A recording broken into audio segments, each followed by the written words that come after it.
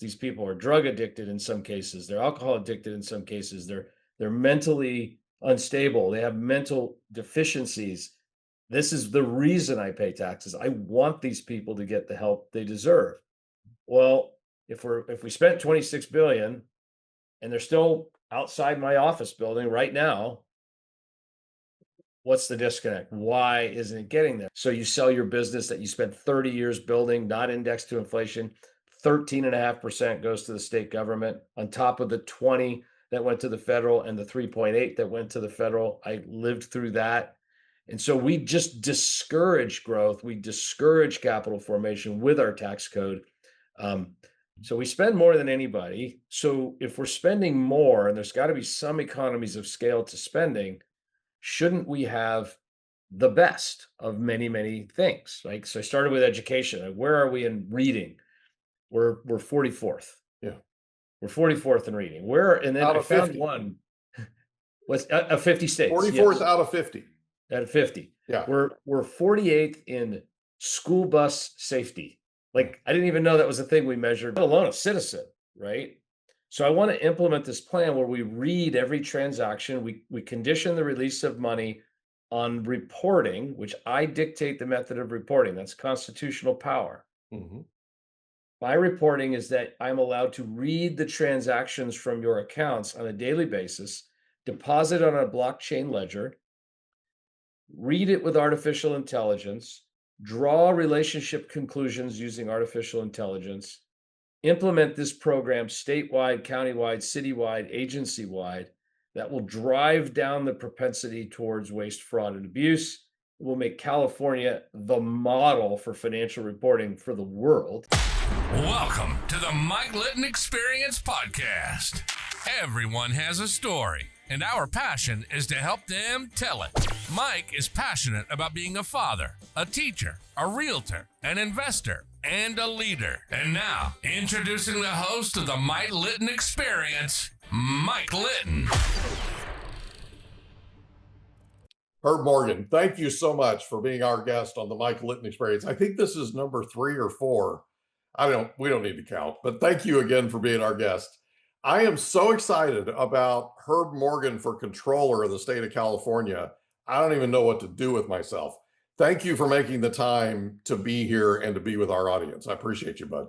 Well, it's good to be here. I hope I'm allowed to tell this, but you and I have known each other since we're about 11 or 12 years old, which was a very long time, because I remember riding the school bus with you to go to Lincoln Junior High School in Oceanside. Yep. 46 years, brother. 46 years we've known each other. I've gotten older, but I haven't matured one bit. See, when I grow up, I want to be just like you. What's that about, right? Yep. So I know you've been on the podcast. Obviously, we've known each other forever. You've been on the podcast, and we've shared with our listeners your life story. Mm-hmm. What I would like to do today, if you're okay with it, is talk about sort of the events and the story that led up to you deciding to throw your hat in the ring and run for controller of California. And real quick, before we start the story part of it, when I found out that you were running for controller, the first question I had was, why not governor? Well, let's take baby steps first, right? So we're easing into it, are we? We've got some qualified candidates for governor as well. But I'm with you. I think people should go to their skill set as often as possible and put their skills ahead of your ego first. And of course, the top job would be really fancy, but I'm a finance guy. Yeah. I'm typecast for this, right? Yeah. So yeah. I got you. Yeah. That's a great answer, by the way.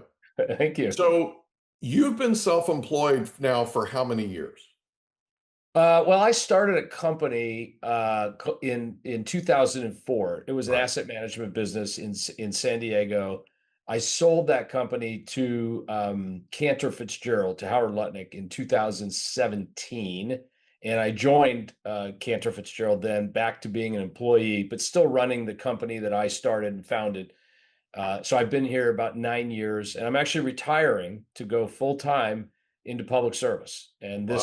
this is the endeavor that I'm doing, running for state controller. I think we need some help in that area in California. Yeah, I totally agree with that. And I want to go through a lot of that type of what you're running on, like what your platform is, that kind of thing. Can Sure. you talk a little bit about, so I know that you and I have spoken off recording, so off camera, right? Yes. About some of the challenges and some of the things that owning a business in the state of California there have been some challenges. Okay, can you talk a little bit about that 14-15 year span where you started your own business, built it up basically from scratch? Okay, you had Hmm. a number of people working for you. You kept expanding, right? And Right. eventually got to a place to where, like you said, you sold to Cantor Fitzgerald, which I think is amazing. Can you talk a little bit about before, like when you owned your own company, before you sold to Cantor, and then afterward, some of the challenges that you experienced? Because I know you and we both own businesses, multiple businesses in California, and we were sort of commiserating about some of the things that have been, quite honestly, challenges that you don't have in other states, right? Can you Hmm. talk a little bit about that?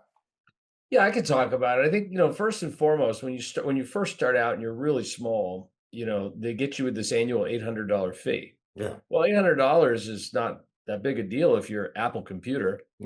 But if you're Susie with a chair in a nail salon, you're a business owner, Yeah. right? Or you're a guy mowing some lawns, you're a business owner. And every year that $800 check comes due. And ma- states close by, Arizona, Nevada, Utah, they don't charge $800. So we're unique, and that's just where it starts. And then you say, well, okay, why do you want to start your business in California? Well, there's 39 million people here, so Mhm. 39 million potential customers for any business. Yeah. There's still a lot of wealth here. Wealth has been created here.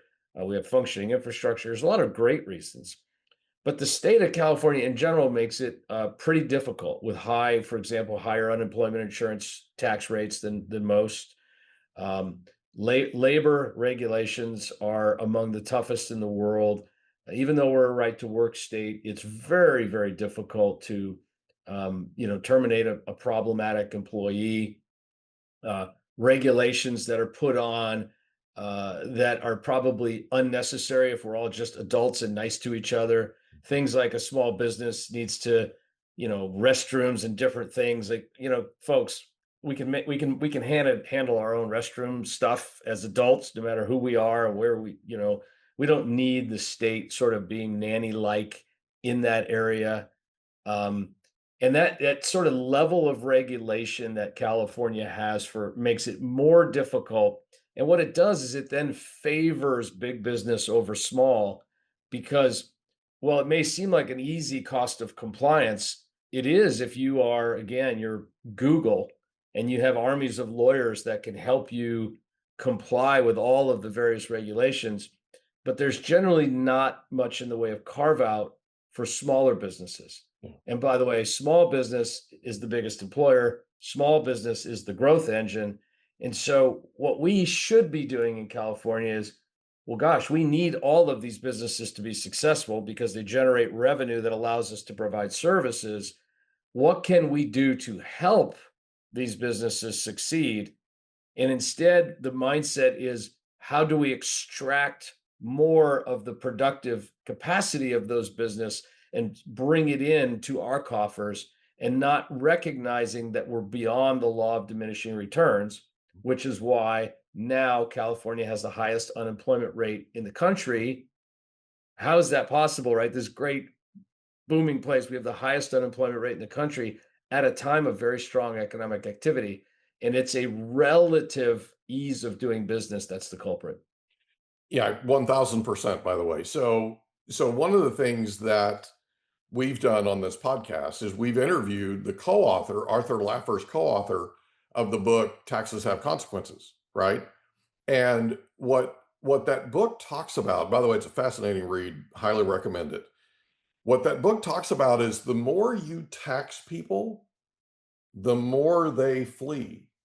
The more you tax people and regulate them, the more they seek.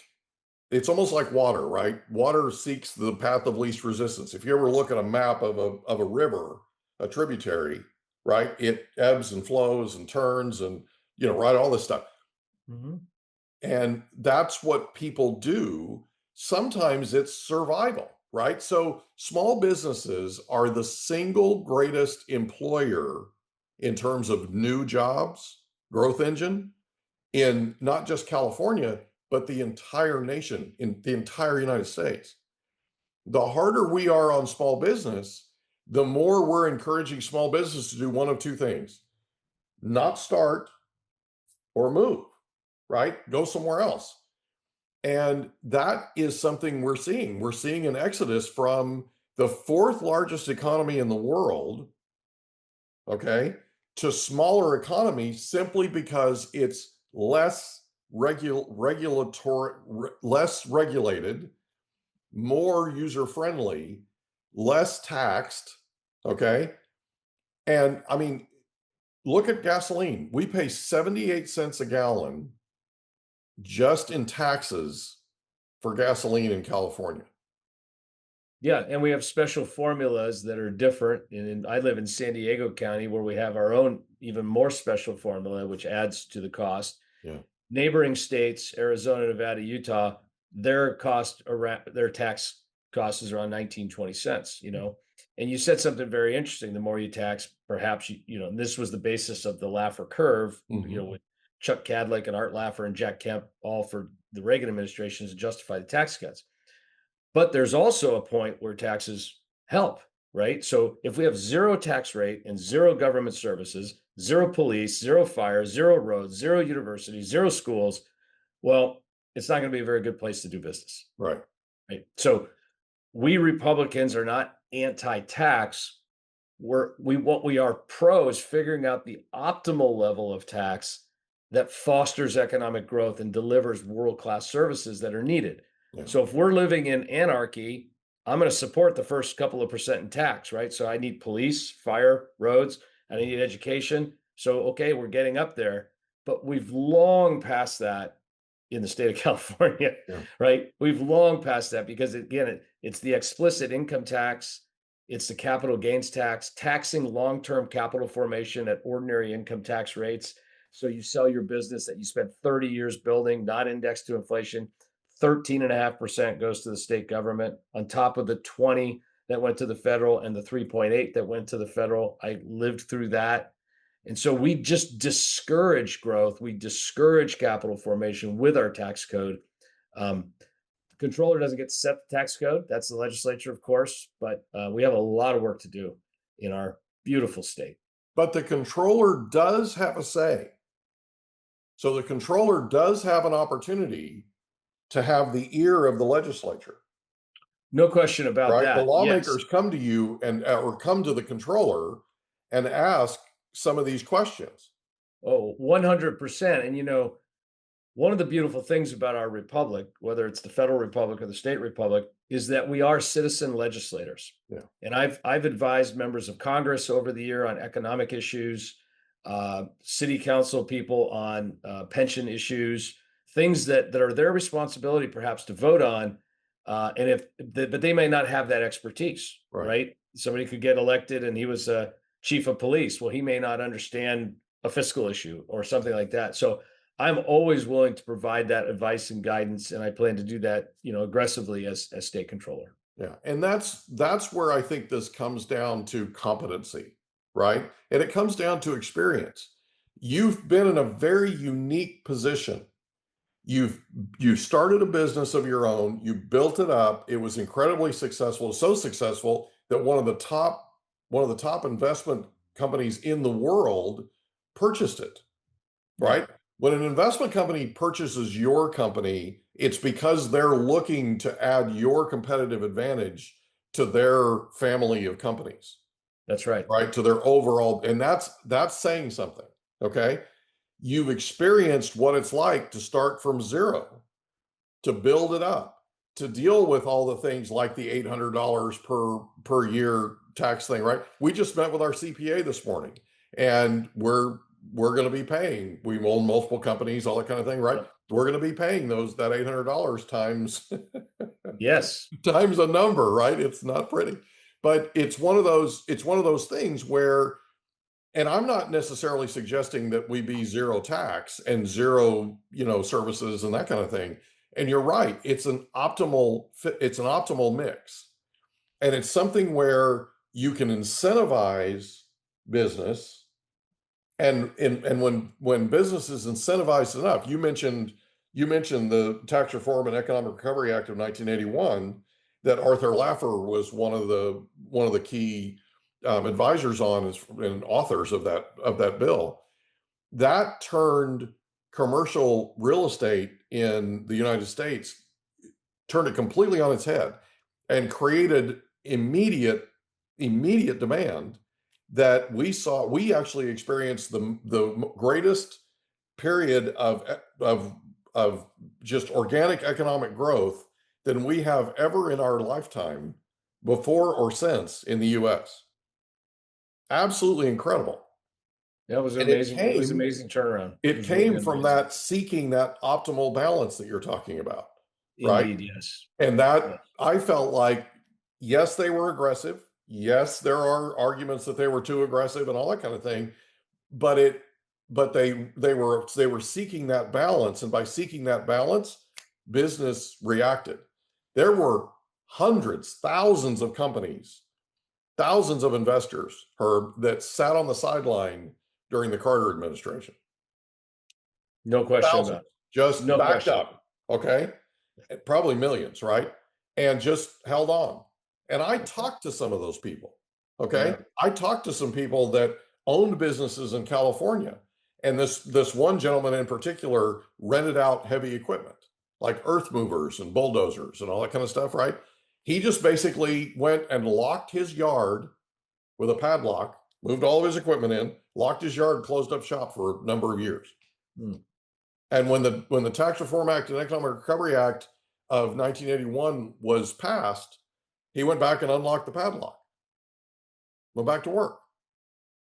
There's something to be said for how you run a state, and you run that state's economy, and how business responds to it. Right? Without question. This is exactly why you're running for controller, and I'm so glad that you are. Good. So as a small business owner, can you talk a little bit about those, 14, 15 years that you started your company and built it? Can you talk about some of the potential headwinds that you ran into? Well, gosh, I think they're the same headwinds that any business owner runs into, right? Do you have enough capital when you first start? I think it's a common mistake. People start a business, don't realize that the path to profitability, you need to have the resources to get to that level of profitability, and you need to have it set aside in a risk-free type of situation. That's always a big headwind. Unrealistic assumptions about that path to profitability are big. Mm-hmm. I think other headwinds are legal costs, accounting costs, insurance costs, regulatory costs. Underestimating the cost side is very, very common. And then dealing with employees, right? So you got, on the one hand, you want to do whatever you can to keep the best ones and keep them happy. Mm-hmm. And as a small business owner early on, if they're really good and somebody finds out about it who's at a much bigger company, well, the market's the market. You have to take steps to take them. One of the smartest things I did during that process was I put together an ownership program for my employees, and I put together a defined benefit plan for my employees in addition to a 401k with a match. So I wanted to make it so that if I had good people, they wanted to be with me and they shared my vision, and they needed to share in the results of that vision. They needed that buy-in. So by having a 401k with a long vesting schedule, meaning I contributed in addition to their contribution, I put in percentage of the profits with a long vesting schedule to keep them here. And in addition, I had a defined benefit pension plan, and that's very unusual for small businesses. It's expensive, but it was an investment for me, right? I put this money in, I pay the annual fees, I do the actuarial reports, all the stuff, and then educate the employees like, look, this is what I'm doing for you. I want you to know that I value what you do for me. And this is money I could go buy a new car or take my wife on vacation, No, I'm doing this. And so you develop respect from your employees. And the only way you can develop, you can't demand respect. And I think people at the top of organizations many times should not be at the top because they don't understand what respect is, right? Respect is a two-way street. And if you don't have employees that respect you, respect your vision, and want and care about your success, you can't be successful. I agree. The only way you can make them care about you is you have to genuinely care about them. You deliver that, and there's a good chance you're going to have success. Yeah, it's all about servant leadership, and retention's a big deal, right? If you look at companies that have succeeded at a very high level, they are exceptional at retention. And that's one of the things that you demonstrated owning your business and building it. You couldn't have built it without the people that stayed with you as long as they did. Retaining those people helped, right? To get your company to where Cantor Fitzgerald purchased it. That's right. So in that 15 odd year time frame, what are the top 3 things that you learned starting that business, growing it, and owning it? Top 3 things I learned. I think number 1 is, above all else, relationships are the most important thing in any business. Yeah. So, in economics, we learn about the homogeneity of a product, right? I was in the asset management business. Well, so are thousands and thousands of other companies, right? So am I really the very best at asset management? Well, I thought I was pretty good, but the reality is I spent a lot of time working hard on developing the relationships. I mentioned the relationships with the employees, secondarily, relationships with customers and distributors and your service providers and your vendors. All of it is about people. And I don't care how automated we get, how much AI we get, the world still revolves around people. Yeah. People are going to be voting for me, hopefully in June and then in November. I hope they know who I am and they feel they have a relationship with me, even if it's through venues like this or through my social media, Herb for Controller. And that's what they end up voting for, right? Maybe they can repeat some parts of my policy and platform, but they go, I like that guy, or I don't like that guy or girl. And that's how they vote. So people are number 1. Number 2, you got to work really, really, really, really, really hard every single day. And then you'll be an overnight success. Just give it 30 years, Herb. Just give it 30 years. Just work really hard and you will be an absolute overnight success. And, there's a lot of critics in the world, right? Teddy Roosevelt talks about those who point out where the strong man stumbles, but the critics are never the ones in the arena. They're never the ones doing, risking, taking chances, doing those things. And I think that ignoring critics would be my final one. Yeah. You can't ignore reality. I've seen business people, I'm like, oh my gosh, your product is horrible. You don't have relationships and you're undercapitalized. But if you're going to be successful, that's the recipe. And you absolutely have to believe in it and want to do it so that when you wake up every day, you're thinking about that business. And when I see businesses fail, which is of course all the time, people have other things they're interested in life, right? And for those people, if you're not fully committed to dedicating your soul to this business almost, you should be an employee. Yeah. And there's nothing wrong with that. There's so many great roles for employees, but I just think some self-reflection, making sure you have that, you can make that crazy sacrifice. Your partner in life, your husband or your wife, your kids, make sure they understand what you're doing and why you're doing it. Because there was a lot of years before I was big enough to have my own CFO. I would just come in every Saturday and dedicate it to being the CFO, right? In the early years. So 8 o'clock in the morning, books, reconciliations, bill payment, everything done by me. Well, that was sacrificing soccer time, right? Or sports with the kids or whatever.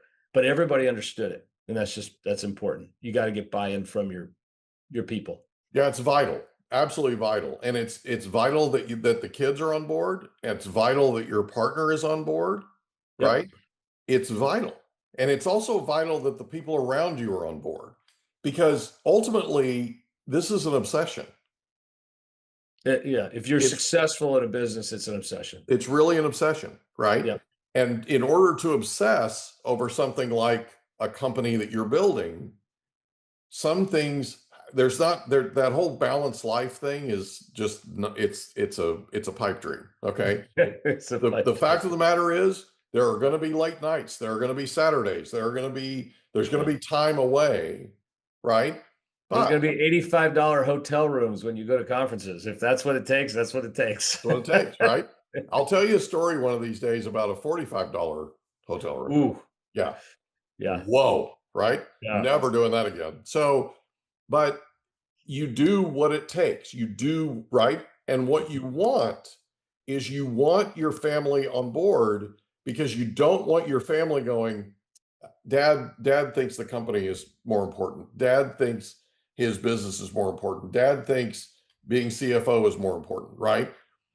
That's not what you want. What you want them to know is you're doing this for them. You're doing this so that you can build something that's not only going to take care of you, but take care of future generations, right?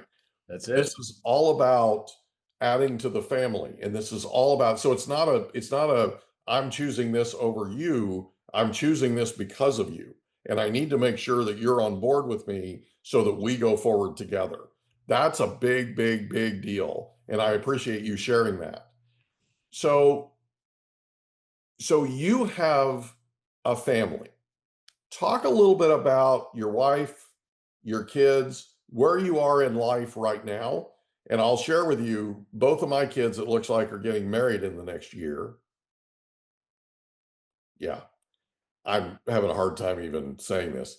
And I'm looking forward to grandkids, because both of them are intending to start having kids fairly quickly, right? Yeah. So my life is just it's just exponentially increasing. Like it's one of the coolest times.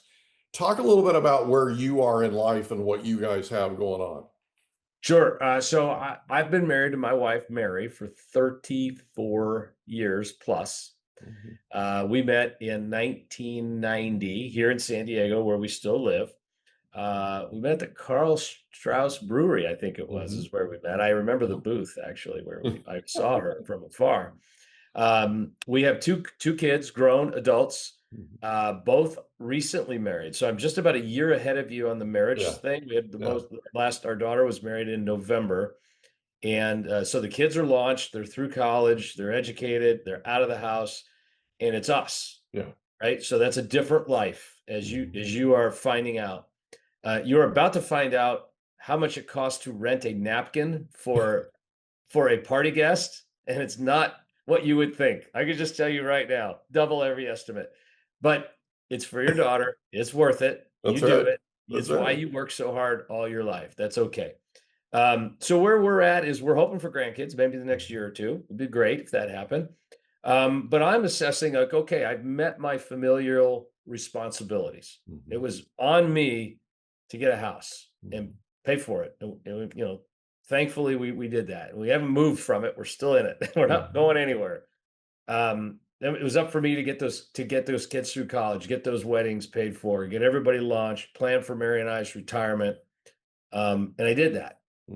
And I was thinking that do I have any regrets? One of the regrets I have is that I never served in the U.S. military. Yeah. I so admire that. And I remember my father, who lost most of his friends from high school in Vietnam. When I had talked about joining the Navy as a young person, my father was dead set against it. Yeah. Just dead set. He loves the military. He loves America.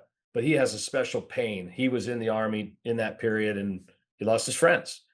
And so he said, no, no, no, no, no, no, no. And I honored that. But I still regret not having served.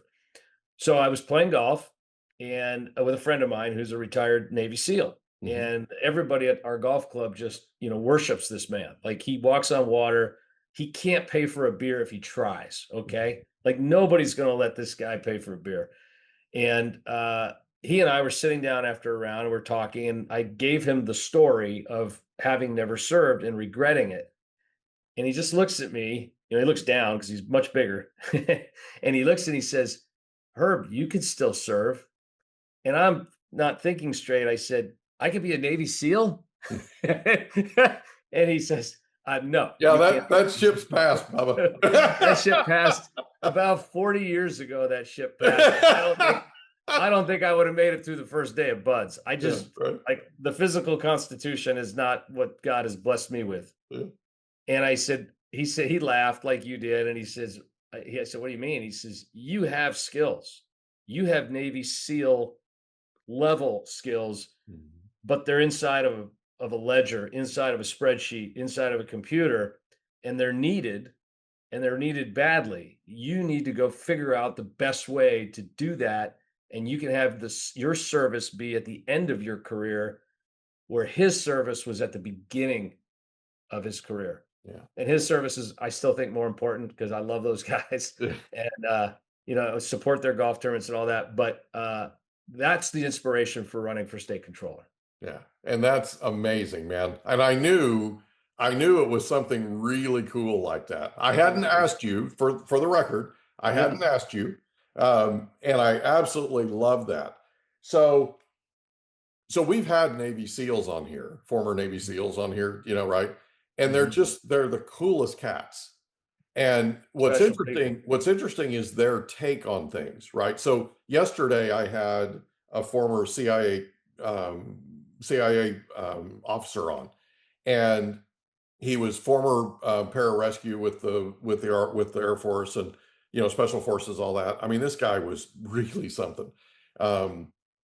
He got into the CIA during the Reagan administration, and he actually worked with the Contras in Nicaragua, and and fought, helped fight the Sandinistas and all that kind of stuff. And fascinating people. The thing about it is they serve that time, and then they continue to serve the rest of their lives. Like they're teaching and they're adding and they're helping and they're mentoring and they're coaching and they're right. And what fascinates me about them is they never stop serving. Like they went out and protected us for all those years that they were on the teams, right? They went out and protected us when they're all, in special forces and all that. But then they come back here and they start teaching and they start helping and they start advising and mentoring and coaching. I mean, it never leaves them. And what's interesting is, and you don't know this about, I haven't ever shared this with you, but that's exactly how you're built. For people that don't know you, it's exactly how you're built. So what's fascinating about this is you have this regret that you never served, when I know, and the people that know you well know, that you're the first person to say yes. You're the first person to jump in and take that call. You're the first person to go meet with that person and sit with them and hear them out and let them talk to you. You're the first guy that says, how can I help? Right? It's like one of the very first things that comes out of your mouth. You've been serving without giving yourself credit. You've been serving for a lot of years, okay, for decades. And you're recognized in your industry and you're recognized in business, period, right? Because of that service, because of your willingness to be selfless, because of your willingness to exude servant leadership, okay? So I promise you, partner, you've been serving for a very, very long time, and your life is a testament of that. Like, you look at any section, no matter what it is, look at everything that you've done. You've served every place you've gone, and you don't stop. It's like a nonstop thing. So I want people to understand that. And I want you to know, I wanted to acknowledge you for it. And I want you to know the rest of us around you that are some of your biggest fans, we notice it. Well, Okay. thank you for saying that. It means a lot. We see it. We see it. Okay. So you're running for controller. At some point now, I haven't shared this with you, but we're now in 79 countries worldwide. We picked up Colombia and Libya the other day. Wow. I don't know how that happened, but right, Lebanon, Mongolia, we're in Sierra Leone and Burkina Faso of all places. I mean, yeah, right, crazy. What's cool about it is that's a large portion of the total number of countries worldwide. There's a big part of the world that people listen to us in. Okay. Mhm. And it's really cool. You know, Alan Nevin. Alan Nevin was our first guest on the Mike Litton Experience. And I did it on purpose because Alan and I are super good buds, you know, super good friends. And I could not admire him more if I tried. Talk about somebody who's a servant leader and is service oriented. You guys are like the same person. I mean, it's crazy. Here's the thing. I bring him on when we're out on his back patio, his happy place at his house, and we're getting ready to start recording. He says to me, "Hey, before you hit record, let me tell you something." So what's that? He goes, "You're doing this at the perfect time." Okay. He goes, "You're launching this podcast at the perfect time." I'm like, "Alan, talk to me. What's up?" He goes, "In the last 3 years, now this is 2.5 years ago. He goes, in the last 3 years, over 1 billion people worldwide have gained internet access." And he said, and in the next 3 years, another 1 billion are going to gain internet access. And he said, and they're going to be looking to you to show them what life is like in the US, right? What life is like here. Because just about every country on the planet, the people that are there believe that being here gives them a better life. So this is where they aspire to be. Does that make sense? And so Yeah, no what he question was about it. saying was there's a couple of billion people coming online, right?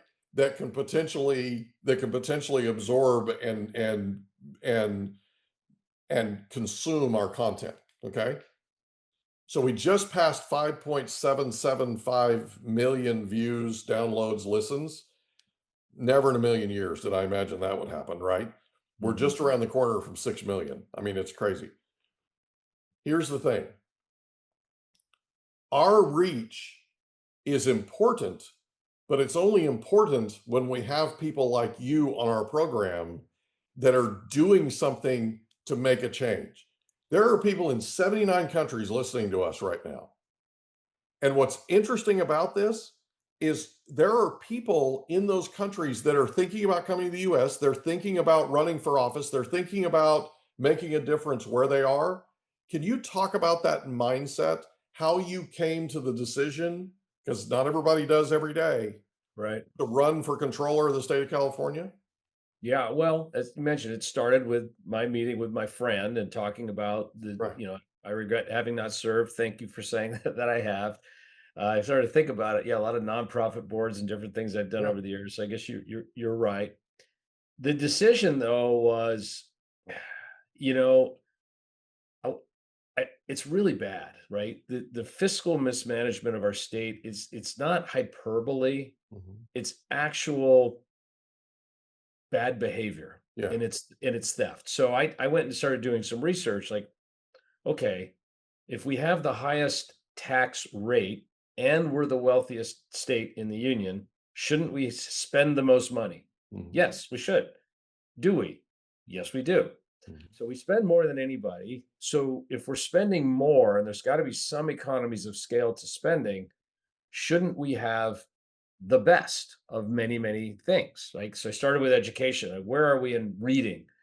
We're 44th. Yeah. We're 44th in reading. Where, and then Out I of found 50. one was 50 states. 44th Yes, out of 50. out of 50. Yeah. We're 48th in school bus safety. Yeah. Like, I didn't even know that was a thing we measured. We measure it. In education and health overall, 49th. Highway performance, the stability, the safety of our highways, 40th. Infrastructures, we have a C minus. We're 49th in drunk driving accidents, like people getting hurt or killed by drunk drivers. We are the fifth highest, so 46th, I guess, in wildfire vulnerability and damage from fires. In air quality, we have multiple agencies that are supposed to protect our environment, like Community Air Resources Board, and we're actually 46th there. In economic opportunity and upward mobility of our citizens and the poor, the ability to get out of poverty, we're 50th. In affordability of living, of food and energy and healthcare and travel and everything we have to do, we're 50th. In poverty, we're 50th.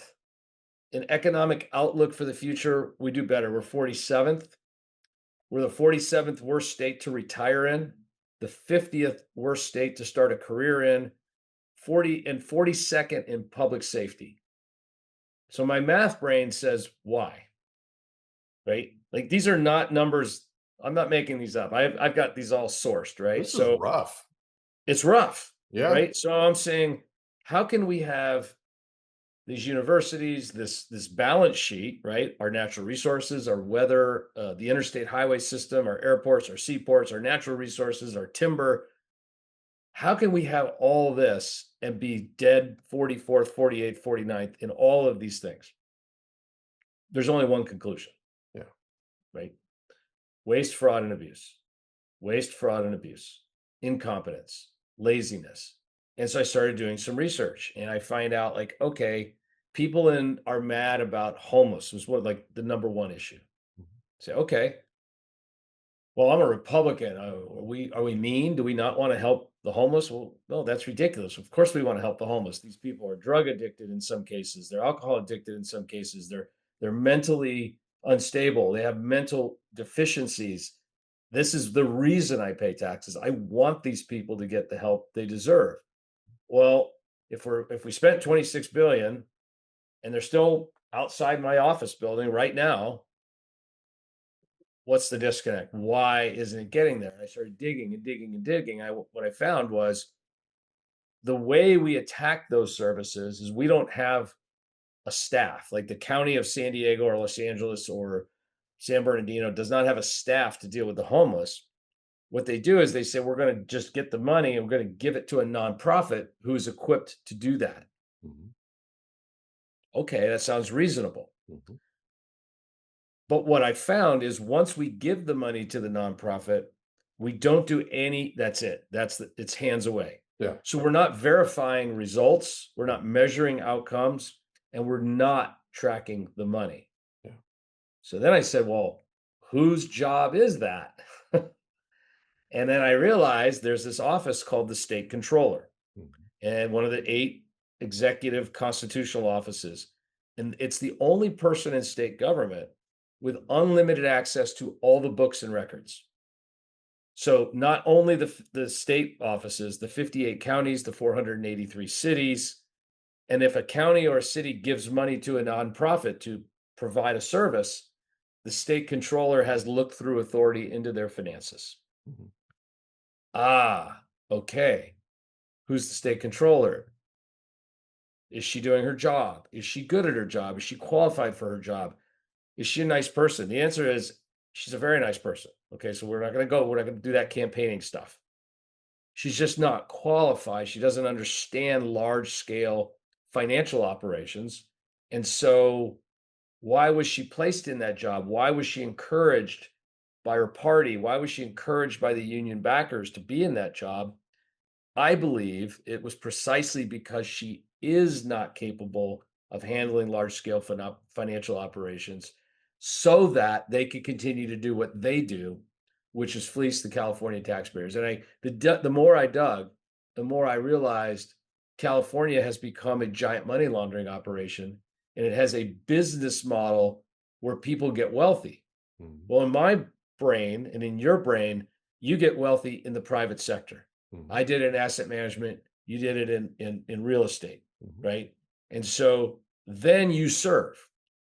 But we've developed in California a model where quote unquote service is the pathway to wealth, Mhm.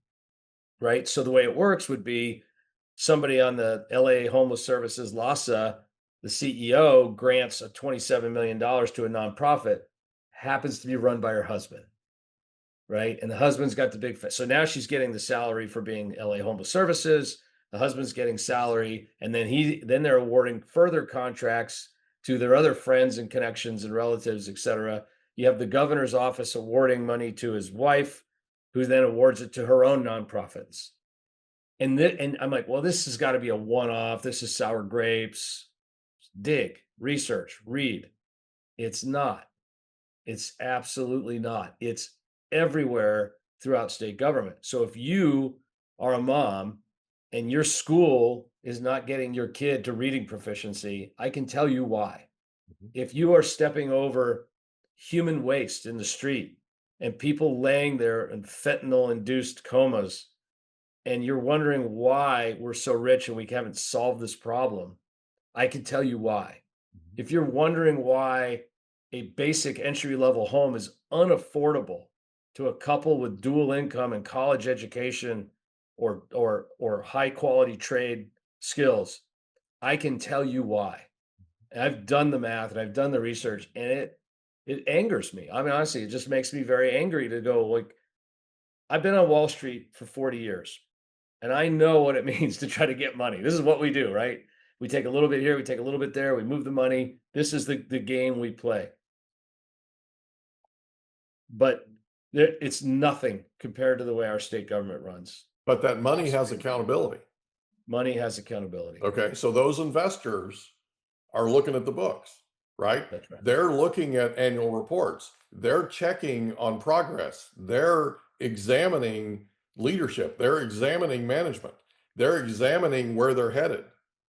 Okay. And they're Yep. investing in those entities, expecting and requiring that that's going to be reported to them and there's going to be accountability. What you're saying is there's no accountability.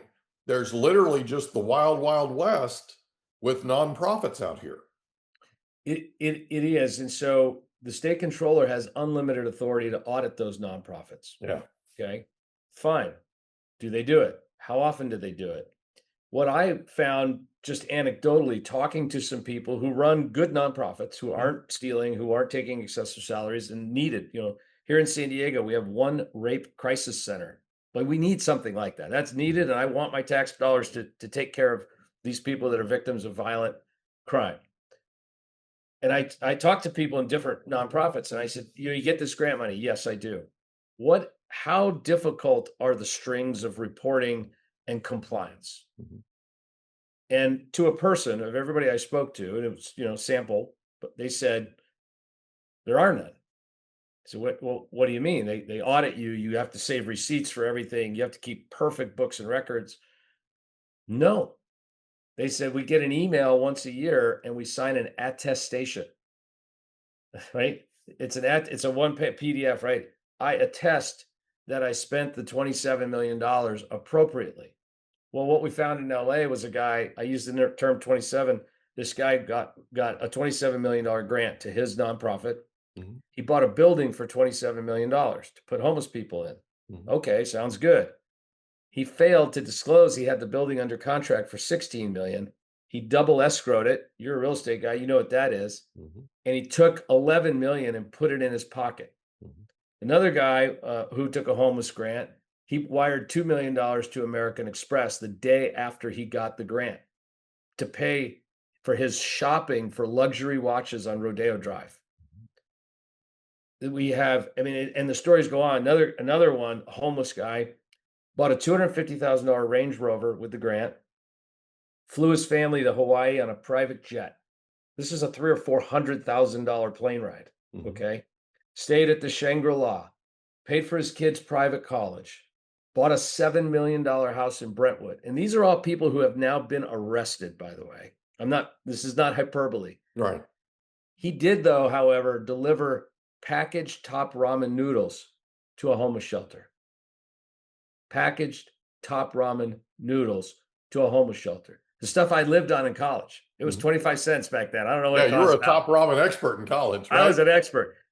And you sit there and go, how do these people live? How do they look in a mirror when they do this to the weakest among us, right? How do they These sleep at night, people, right? Yeah. these people can't afford a lawyer. They have no ability to defend themselves, to protect themselves.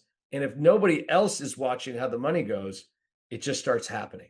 Yeah. And it happens in the school district spending, right? In California, we must Prop 38, I forget the number, I probably got it wrong. 40% has to go through K through 14 education. Okay, well then we should have, but it's 130 billion this year, K through 14. So we should have the best outcomes.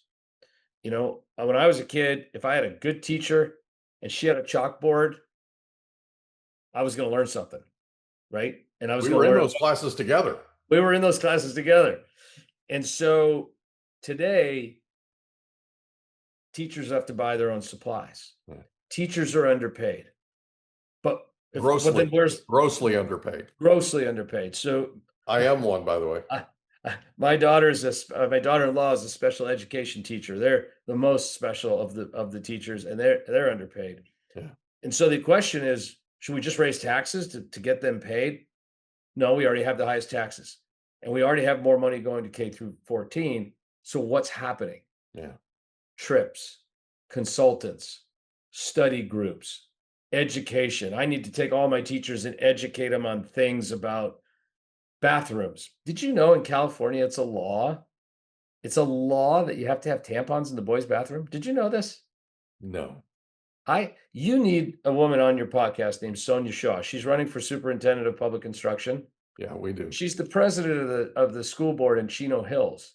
And so what she's done is she's decided we are not going to follow any of these state laws. One of them was tampons in the boys' restroom.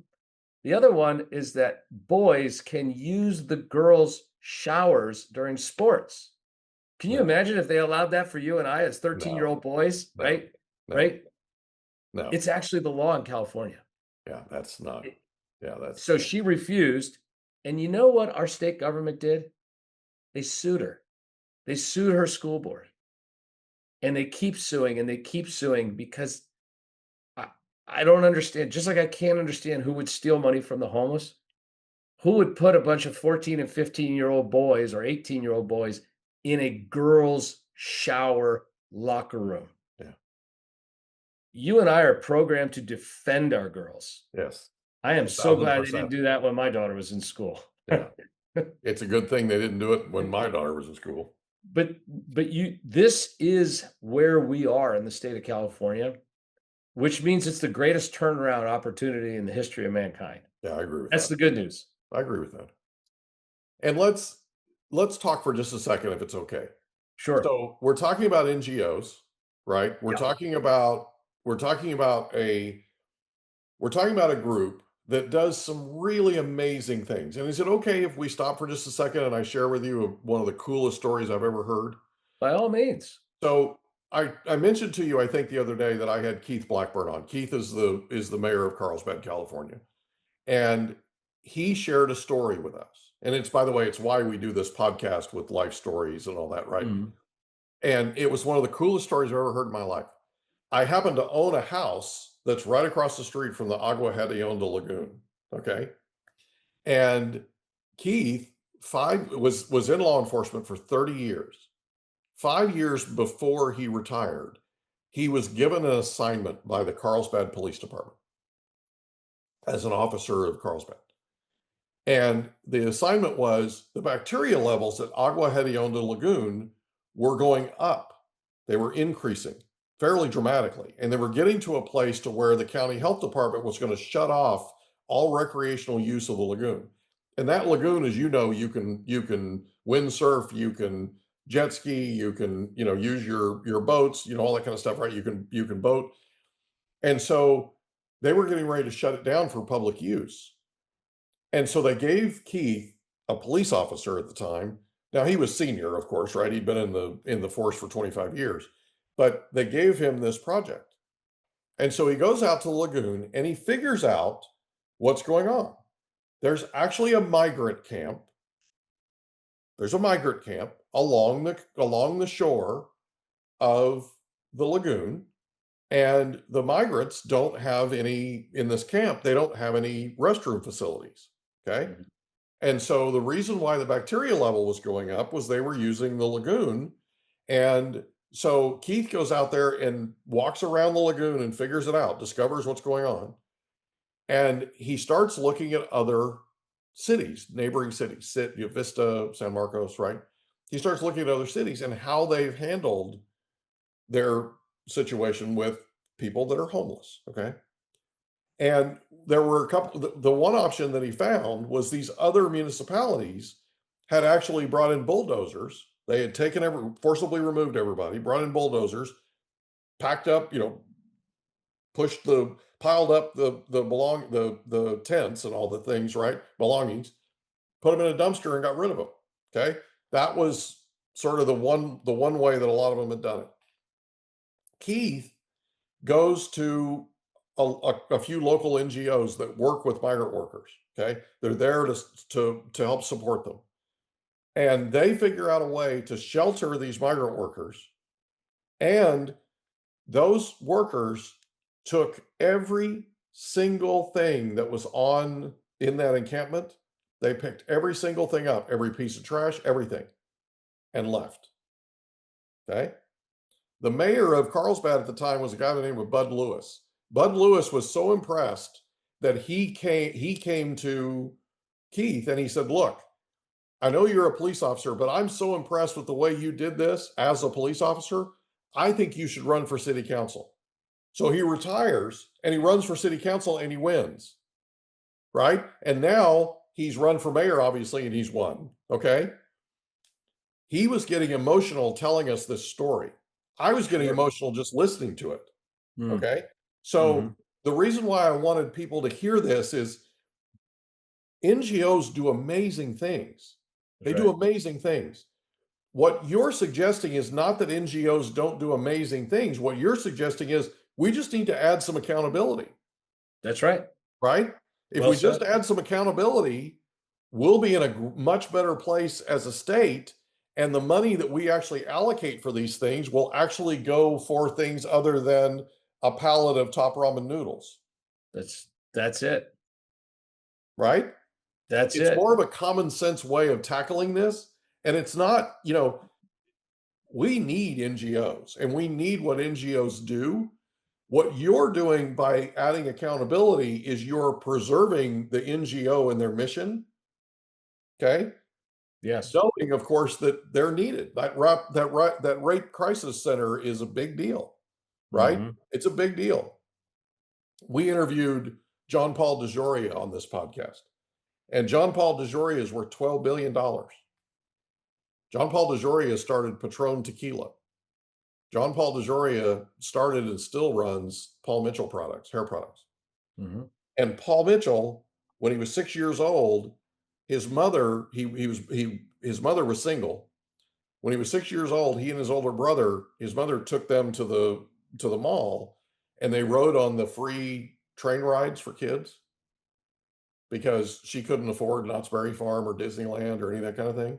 And there was always the Salvation Army red kettle there with the bell ringing, right? His mother, who had no money as a single mom, gave each boy a dime. And they dropped those dimes in that kettle. And young John Paul DeJoria looked at his mother and he said, Mama, why? And she said, because there are people in this world that need it more than us. Now, fast forward. He was 6 years old at the time. Now, fast forward. He's 84 years old. He lives in Austin, Texas. And he has helped hundreds of people get off the streets, get their mental health taken care of, get retrained, get their drug and alcohol addictions handled, and get gainfully employed. And it all started with a dime, Herb. That's big.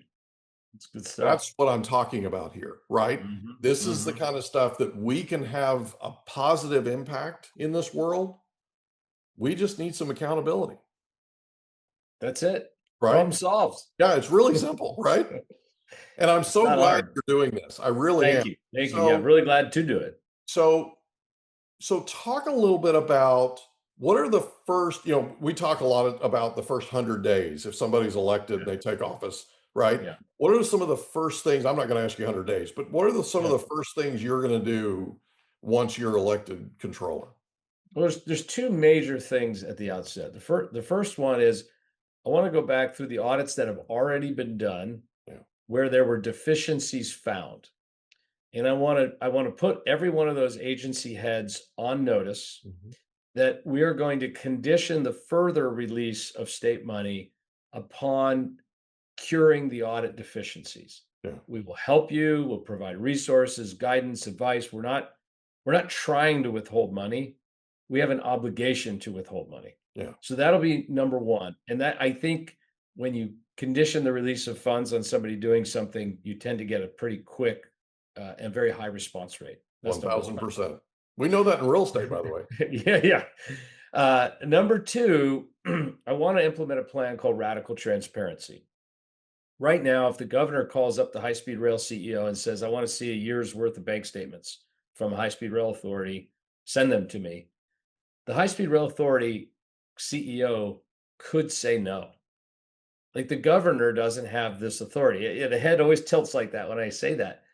Senator Jones from San Diego, I saw him doing a press conference not too long ago where he was demanding an audit of high speed rail. Where's the money gone? He said. Yeah.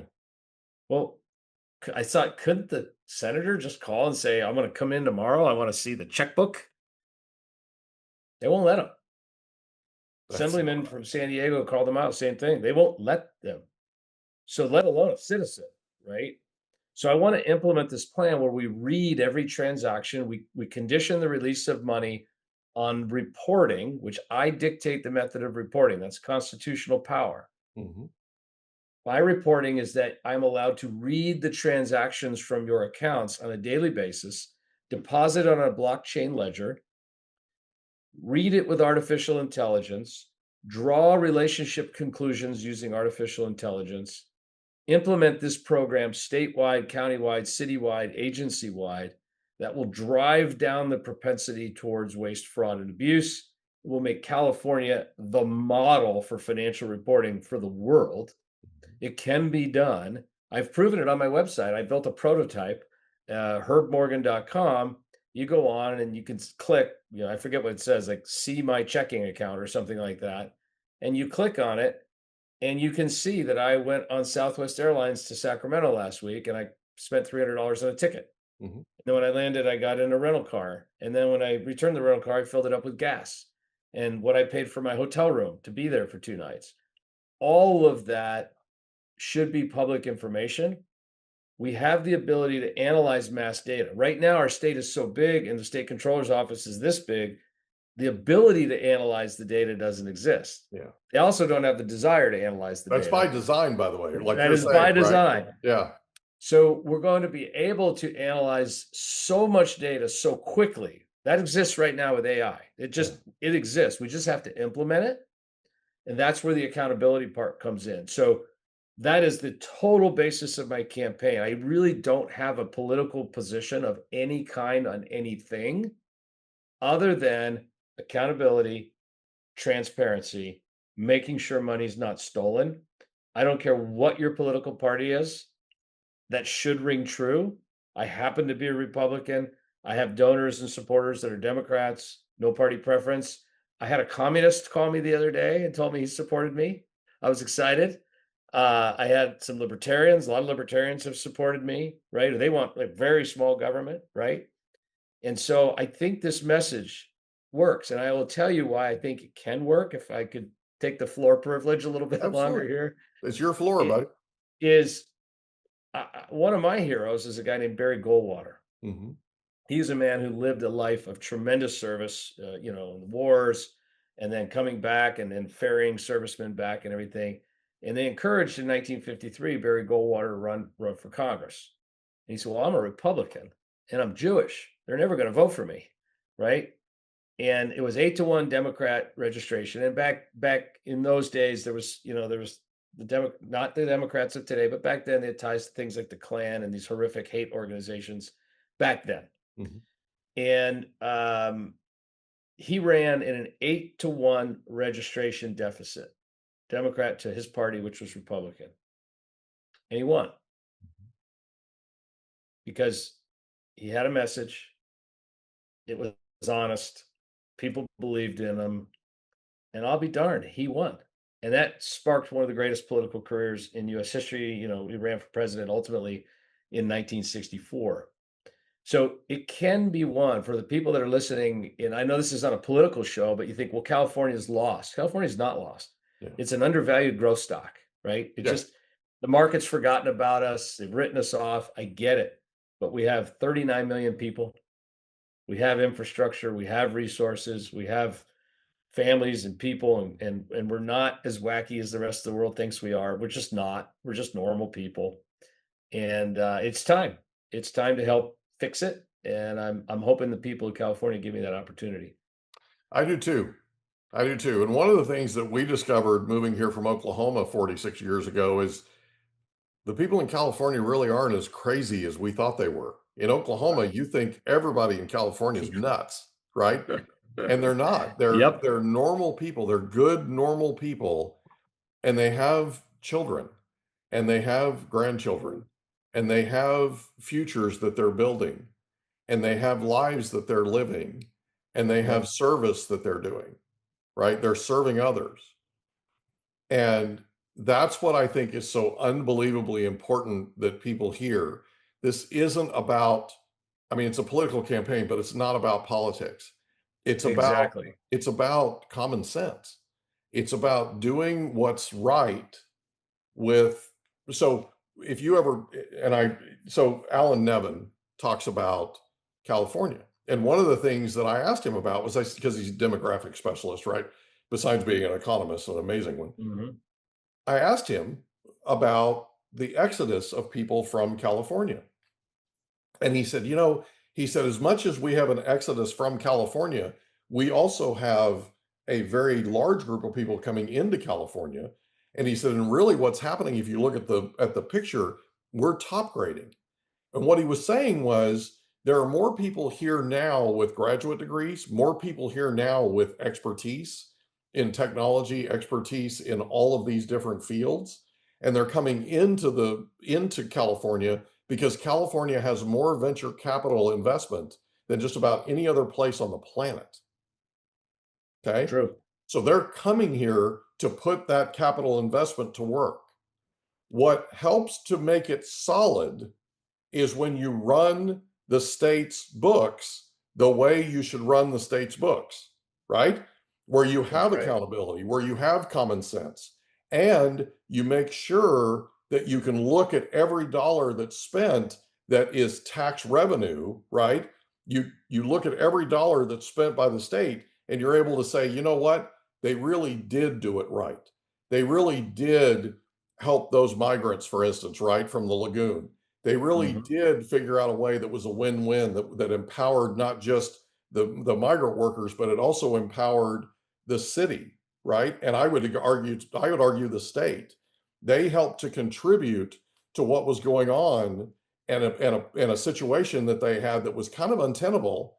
And instead of having to bring the bulldozers in and pile everything up and take it out in a dumpster and forcibly remove these people, the NGO stepped in and help them do it in a win-win way. And so that's the kind of thing, that's the kind of California that I think you're envisioning. You have hit the nail on the head. That is the California we are envisioning. I keep telling everybody when I give my speeches, I go to all the different events and I say, we are a compassionate people. Yeah. We are a compassionate state. And I think my party is the program of compassion. Yeah. And, people might disagree with me on that. And I get it because they have their party and they believe everybody on each side thinks they're the good guy, right? Nobody thinks they're the bad guy. And so if we all think we're the good guy, I think it means all of us have good intentions, right? So let's just get together and, in Congress, for example, there's something called the Solutions Caucus. Which I think if I was ever in Congress, I'd want to be in the Solutions Caucus because I don't want to just fight. I want to fix stuff. Yeah. And the only way to fix stuff is, like you said, the win-win type of situation. Yeah. The thing that drives me crazy about experts is they go on national news and they complain about what's happening and they don't provide a solution, Solution. right? I That's it. literally sit and watch the news and I yell at the television. I think it's Yes. because I'm 59 years old and I'm now a senior and all that kind of stuff, right? But I never thought I would yell at the television except during Oklahoma football games, Hmm. right? Because I'm a big Oklahoma fan. I have been for 53 Oh, years. You know oh this, yeah. right? Boomer Sooner. I literally yell at the television, and it's one of the things that I'm hoping one of these days I can change. Like one of the things that I loved about your appearances, and there have been a bunch of them on national news like CNBC, that kind of thing, is Mhm. you always brought a solution. You always had a way to solve whatever it was that was the problem at hand at the time. That's right. And you're bringing that Critics same don't count. ability. Go ahead. Critics don't count unless, when people come up and people do this in campaigning, you say, well, Herb, here's what you need to do. Yeah. Really? Thank you. Thanks for telling me what I need to do. What are Right. you going to do? Right. Or I didn't like the tie you wore at that speech last night, or you need to change your glasses, or like, are you kidding me? Yeah. I want help. I want solutions. I want doers. I want people that go to herbmorgan.com and sign up and say, when we get close to election, I'll make 300 phone calls, or I'll walk my neighborhood. Um, you know, critics don't count. Solutions count. So perfect. Totally agree. And by the way, I'm in for the 300 calls. All right, let's do it. You just made about 3 million calls doing this podcast. Let's hope so. So herbmorgan.com, right? Yes. It's at Herb for controller, running Herb Morgan running for the state office of controller, state of California. I cannot thank you enough for being on the podcast again. This has been absolutely amazing, brother. Great opportunity. It's always good to see you. You don't look 59 to me. We both are still 12 years old on the school bus. Well, I know I look 59, but thanks for lying to me. I appreciate it. Great to be here. And that's a wrap. Another episode of the Mike Litton Experience in the books. Reach out to Mike on Instagram at the Mike Litton Experience.